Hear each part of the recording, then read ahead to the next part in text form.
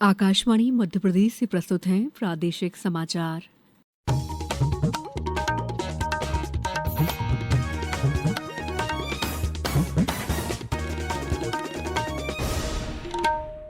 नमस्कार, समाचारों के साथ मैं दीपा सिंह।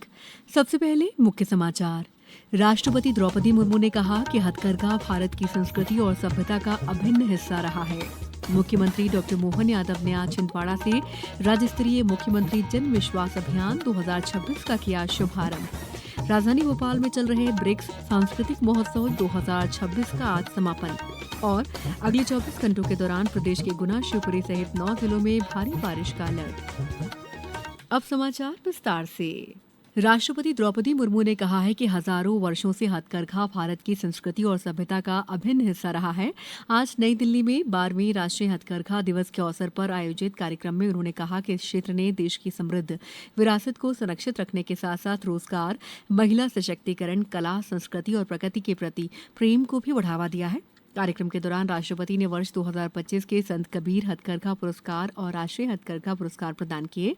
इस अवसर पर देश की समृद्ध और विविध हथकरघा बुनाई परंपराओं को समर्पित 4 स्मारक डाक टिकट भी जारी किए गए। मुख्यमंत्री डॉक्टर यादव ने राष्ट्रीय हथकरघा दिवस की शुभकामनाएं देते हुए अपने संदेश में कहा है कि हथकरघा हमारी समृद्धिशाली सांस्कृतिक विरासत, कौशल और आत्मनिर्भरता का सशक्त प्रतीक है।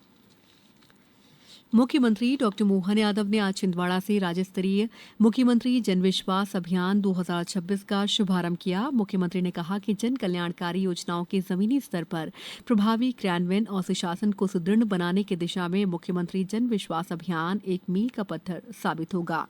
मुख्यमंत्री डॉक्टर यादव ने कहा, छिंदवाड़ा में हमने इस जन विश्वास अभियान का शुभारंभ किया और अलग अलग प्रकार से एक जिले के अंदर सब प्रकार की चेतना जागृत करते हुए हमारी जन सुविधाएं, विकास की अवधारणाएं, जन भागीदारी और भविष्य का रोडमैप समान रूप से राज्य सरकार और केंद्र सरकार दोनों के साथ मिलकर चले। इस अवसर पर जब हमने अलग अलग इसके आयाम भी तय किए, एक तरफ हम पुरानी पेंडेंसी शिकायतों की खत्म कर रहे हैं, दूसरी तरफ हमारी शासन की योजनाओं के जो टारगेट है उस टारगेट की तरफ भी आगे बढ़ रहे हैं। इस अभियान के अंतर्गत मंत्रालय से लेकर जिले तक के सभी अधिकारी प्रत्येक शुक्रवार को दफ्तर छोड़कर फील्ड में जनमानस के सामने होंगे।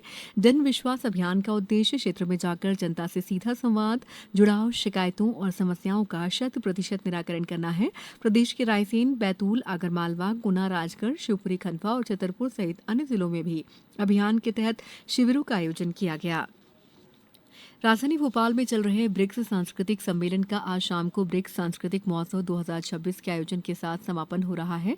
इस बारे में पेश है एक रिपोर्ट। भोपाल में 5 अगस्त से जारी ब्रिक्स कल्चरल ट्रैक 2026 के कार्यक्रमों के क्रम में आज 2 दिवसीय ब्रिक्स सांस्कृतिक महोत्सव का समापन हो रहा है। समापन समारोह में केंद्रीय संस्कृति एवं पर्यटन मंत्री गजेंद्र सिंह शेखावत शामिल हुए। अपने संबोधन में उन्होंने कहा कि संस्कृति विभिन्न देशों और समाजों को जोड़ने का सबसे सशक्त माध्यम है। साथ ही मध्य प्रदेश की समृद्ध सांस्कृतिक विरासत और यूनेस्को की विश्व धरोहर स्थलों का उल्लेख करते हुए राज्य की सांस्कृतिक पहचान और वैश्विक महत्व को रेखांकित किया। कार्यक्रम में संस्कृति मंत्रालय के सचिव विवेक अग्रवाल सहित ब्रिक्स सदस्य देशों के मंत्री और प्रतिनिधिमंडलों के सदस्य शामिल थे। मंत्री के संबोधन के बाद विभिन्न देशों के कलाकारों की सांस्कृतिक प्रस्तुतियां शुरू हुईं। आकाशवाणी समाचार के लिए भोपाल से मैं विपिन मिश्रा।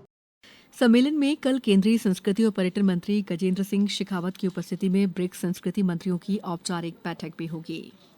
समाचारों में वक्त है ब्रेक का।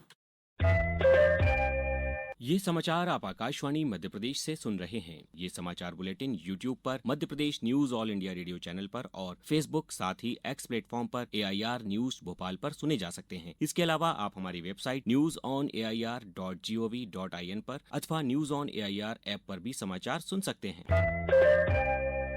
ब्रेक के बाद समाचारों में आपका एक बार फिर स्वागत है।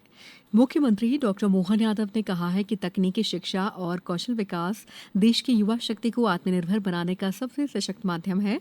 आज छिंदवाड़ा के शासकीय आदिवासी महिला औद्योगिक प्रशिक्षण संस्थान में प्रशिक्षु छात्राओं से संवाद में मुख्यमंत्री ने प्रशिक्षुओं के उत्साह और प्रतिबद्धता से प्रभावित होकर कहा कि उनकी जिम्मेदारी केवल अपना जीवन बेहतर बनाने तक सीमित नहीं है, बल्कि अपने कौशल और ज्ञान से समाज तथा अन्य लोगों के जीवन में सकारात्मक बदलाव लाने की भी है। सीहोर में आज बलराम कृषि महोत्सव का आयोजन किया गया। मुख्यमंत्री डॉक्टर मोहन यादव ने छिंदवाड़ा से वीडियो कॉन्फ्रेंसिंग के माध्यम से कार्यक्रम में सहभागिता की। किसानों को संबोधित करते हुए मुख्यमंत्री ने आधुनिक कृषि तकनीकों को अपनाने, उत्पादन बढ़ाने और आत्मनिर्भर खेती की दिशा में आगे बढ़ने का आह्वान किया। भारत अगले वर्ष पहले ग्लोबल साउथ फिल्म महोत्सव की मेजबानी करेगा। आज मुंबई में ब्रिक्स वेव्स बाजार के दौरान इसकी घोषणा की गई। फिल्म और मनोरंजन क्षेत्र में अंतर्राष्ट्रीय सहयोग को मजबूत करने के उद्देश्य से कई समझौतों की भी घोषणा हुई। राष्ट्रीय फिल्म विकास निगम और भारतीय राष्ट्रीय फिल्म अभिलेखागार सहित कई संस्थानों ने ब्राजील, रूस और वियतनाम जैसे देशों के सहयोगी संस्थानों के साथ समझौते पर हस्ताक्षर किए। 2 दिवसीय वेव्स ब्रिक्स बाजार आज शाम समाप्त हो रहा है। अगले 3 दिनों में प्रदेश के उत्तरी हिस्से के कई जिलों में भारी बारिश का अलर्ट जारी किया गया है। मौसम विभाग ने अगले 24 घंटों के दौरान गुना, शिवपुरी, दतिया, छतरपुर, टीकमगढ़, निवाड़ी, अशोकनगर, दमोह और सागर जिलों में भारी बारिश का अलर्ट जारी किया है। इसके अलावा भोपाल, इंदौर, उज्जैन, नर्मदापुरम, ग्वालियर, रीवा, जबलपुर, शहडोल संभागों के कई जिलों में बारिश होने की भी संभावना है। अब कुछ समाचार संक्षेप में। खरगोन जिले के युवाओं को रोजगार और स्वरोजगार के अवसर उपलब्ध कराने के उद्देश्य से 11 अगस्त को जिला रोजगार कार्यालय में युवा संगम मेले का आयोजन किया जाएगा। जबलपुर जिले में टीबी के खिलाफ चल रहे अभियान में पिछले 7 माह में 3,800 टीबी मरीजों की पहचान कर उनका उपचार शुरू किया गया है। राजगढ़ जिला मुख्यालय की सांदीपनी विद्यालय, पुलिस विभाग और शिक्षा विभाग के संयुक्त कार्यक्रम जन सुरक्षा युवा सृजन संवाद कार्यक्रम का आयोजन किया गया। सीहोर में बिना वैध वीजा और पासपोर्ट के वर्षों से रह रहे एक बांग्लादेशी नागरिक को जिला अदालत ने 7 वर्ष के सश्रम कारावास की सजा सुनाई है। मध्य प्रदेश उर्दू अकादमी द्वारा कल दोपहर 2 बजे संस्कृति भवन भोपाल में जिला समन्वयकों की वार्षिक कार्यशाला का आयोजन किया जाएगा। इस बुलेटिन में बस इतना ही। अगला बुलेटिन कल सुबह 7:10 पर। दीजिए इजाजत। नमस्कार।